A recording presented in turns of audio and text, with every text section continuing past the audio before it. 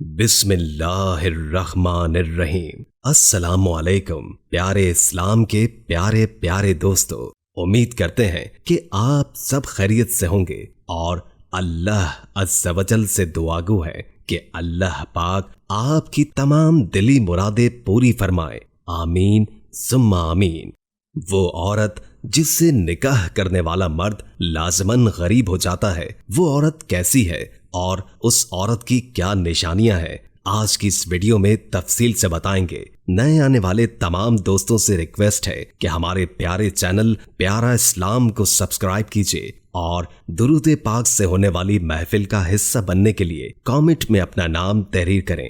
ہمارے معاشرے میں رشتہ تلاش کرتے وقت عموماً ظاہری اور مادی چیزوں کو زیادہ اہمیت دی جاتی ہے، جبکہ دینداری، شرافت اور اچھے اخلاق جیسی خوبیوں کو نظر انداز کر دیا جاتا ہے، جو ازدواجی زندگی میں اہم کردار ادا کرتی ہیں۔ اسی لیے معاشرے میں طلاق دینے کا رجحان دن بدن بڑھتا چلا جا رہا ہے۔ تاہم کامیاب گھریلو زندگی کے لیے رشتوں کی تلاش میں کچھ احتیاطیں ضروری ہوتی ہیں، ورنہ زندگی بے سکون اور الجھنوں کا شکار ہو کر رہ جائے گی۔ جیسے کہ آپ سب جانتے ہیں کہ آج کل رشتہ تلاش کرنے میں کئی غلط انداز اختیار کیے جاتے ہیں۔ عام طور پر لڑکے والوں کی یہ تمنا ہوتی ہے کہ آنے والی امیر باپ کی بیٹی ہو یا ماں باپ کی اکلوتی ہو تو کیا ہی بات ہے، لڑکی کے بھائی اعلیٰ سرکاری عہدوں پر فائز ہو، اور اگر کئی بھائیوں کی ایک ہی بہن ہو تو سونے پر سہاگا ہوگا، کیونکہ اس سے بڑے بڑے تحفے ملنے کے امکانات بڑھ جاتے ہیں۔ آنے والی بہو خوب جہیز لے کر آئے، بیٹے کو سلامی میں موٹر سائیکل یا گاڑی ملے، کوئی پلاٹ یا مکان بھی مل جائے گا، والد اپنے داماد کو کوئی کاروبار ہی شروع کروا دے گا، لڑکی کسی اچھی جگہ نوکری کرتی ہو، وغیرہ وغیرہ۔ اس طرح کی امیدیں لگا کر بیٹھے ہوتے ہیں اور اپنے دلوں میں لالچ لے کر بیٹھے ہوتے ہیں۔ چنانچہ نبی کریم صلی اللہ علیہ وآلہ وسلم نے فرمایا، دنیا سے بے رغبت ہو جاؤ اور اللہ عز و جل کے محبوب بن جاؤ، اور لوگوں کے پاس جو کچھ مال و اسباب دنیا میں ہے اس سے بے نیاز ہو جاؤ تو لوگ بھی تمہیں اپنا محبوب بنا لیں گے۔ اسی طرح لڑکے والوں کی طرح لڑکی والوں کی بھی یہی خواہش ہوتی ہے کہ لڑکا اسمارٹ ہو، فیشنیبل ہو، باپ کی جائیداد یا کاروبار کا اکلوتا وارث ہو، نندے نہ ہو، اگر ہوں تو اپنے گھر کی ہو چکی ہو، تاکہ ہماری بیٹی سسرال جا کر راج کرے۔ لڑکا نوٹوں میں کھیلتا ہو، چاہے وہ نوٹ حرام کی کمائی سے ہی کیوں نہ کمائے ہو، تنخواہ معقول بھی ہو تو بھی اس پر نظر ہوتی ہے کہ اوپر کتنی کمائی کرتا ہے۔ لڑکا بیرون ملک ہو تو گھر جنت ہی بن جائے گا۔ اس طرح کے لالچ لے کر رشتے ڈھونڈنے نکل پڑتے ہیں۔ جب انسان کی ایسی نیت ہوتی ہے تو پھر وہ خالی ہاتھ ہی گھر واپس لوٹتا ہے، رشتے نہیں ملتے۔ ایسے لوگوں سے ایک سوال ہے کہ اچھے رشتے کا معیار کیا ہے؟ اچھے رشتے کا معیار کیا ہونا چاہیے؟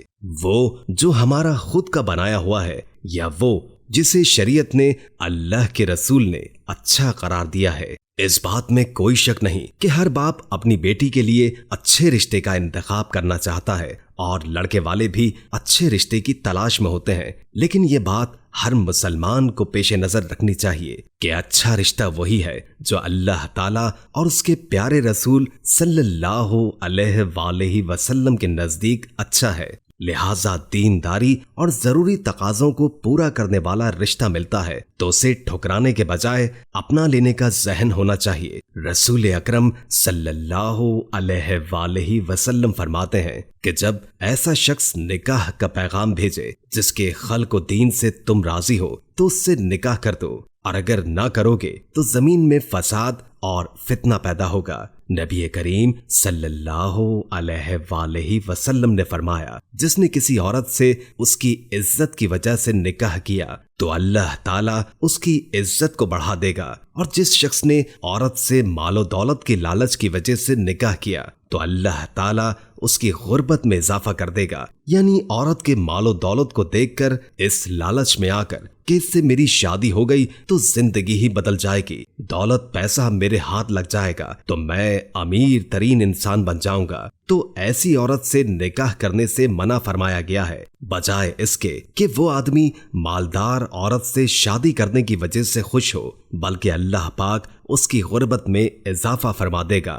اور پھر فرمایا جس نے عورت کے حسب نسب یعنی خاندانی بڑائی کی بنا پر نکاح کیا تو اللہ تعالیٰ اس کی کمینگی کو بڑھا دے گا۔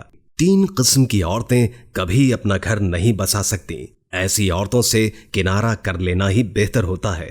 جھوٹی عورت، جھوٹی عورت کبھی اپنا گھر نہیں بنا سکتی، بلکہ جھوٹ بول بول کر وہ سب کی نظروں میں اپنا مقام کھو دیتی ہے۔ اس کے اپنے سچے رشتے بھی اسے سوالیہ نظروں سے دیکھنے لگتے ہیں۔ جھوٹ کی بنا پر بنانے والے رشتے سچ کی ایک معمولی سی چوٹ سے ٹوٹ جاتے ہیں۔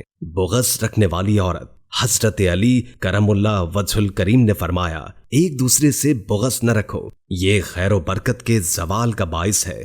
دھوکہ دینے والی عورت، کبھی کبھی میٹھی گفتگو کر کے لوگ آپ کو عزت نہیں دھوکہ دے رہے ہوتے ہیں۔ جو رشتے تمہیں تکلیف دیں گے ان سے دوری اختیار کر لو، وہ خود لوٹ آئیں گے مگر اس وقت جب وہ تمہارے دل سے اتر چکے ہوں گے، کیونکہ وہ تمہاری قدر سے نہیں پچھتاوے سے لوٹتے ہیں۔ جس کی دی ہوئی تکلیف سے آج تم رو رہے ہو وہ کل تمہارے پچھتاوے میں روئے گا۔ عورت خدا کی نعمت ہے، عورت اگر بیٹی ہے تو سراپائے رحمت، بیوی ہے تو شوہر کے نصف ایمان کی وارث، ماں ہے تو قدموں تلے جنت ہے۔ عورت مرد کی عزت کا تاج ہے، عورت شرم و حیا کا مجسمہ ہے۔ دنیا میں مردوں کی بہت سی اقسام پائی جاتی ہیں، لیکن معاشرے نے عورت کی 2 ہی قسمیں مقرر کر دی ہیں۔ عورت یا تو اچھی ہے یا بری، عورت نیک ہے یا بد۔ عورت کے لیے درمیانہ راستہ اختیار کرنے کا کوئی آپشن نہیں ہے۔ ایمان کی کمزوری اور دنیا کی رنگینی نے آج کی عورت کے لفظی معنی ہی تبدیل کر دیے ہیں۔ ماضی میں عورت کی آنکھ کی حیا اور لہجے کی سختی نے مرد کے نفس کو زنجیروں میں باندھے رکھا تھا۔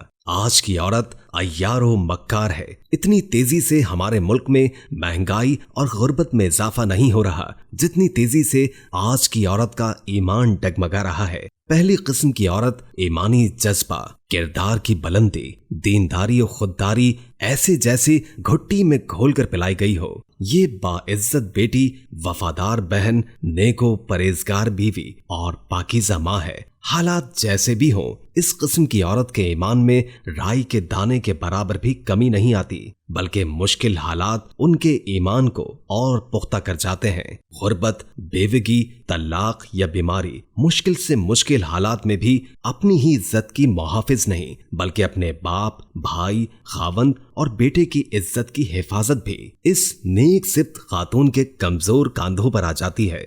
ایسی عورتیں مشکل حالات میں اپنے اندر مردانہ صلاحیتوں کو اجاگر کر کے زمانے کا مقابلہ کرتی ہیں۔ یہ وقت آنے پر باپ اور بیٹے کا کردار ادا کرتی ہیں اور اپنی نسلیں سنوار جاتی ہیں۔ میرے پیارے آقائے دو جہاں رحمت للعالمین نے انہی عورتوں کے بارے میں فرمایا، اس کائنات میں سب سے اعلیٰ ترین پرہیزگار نیک بیوی ہے۔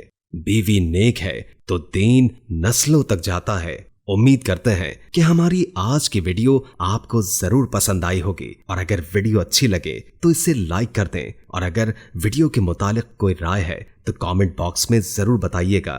اللہ مجھے اور آپ کو دین پر چلنے کی توفیق عطا فرمائے، آمین ثم آمین۔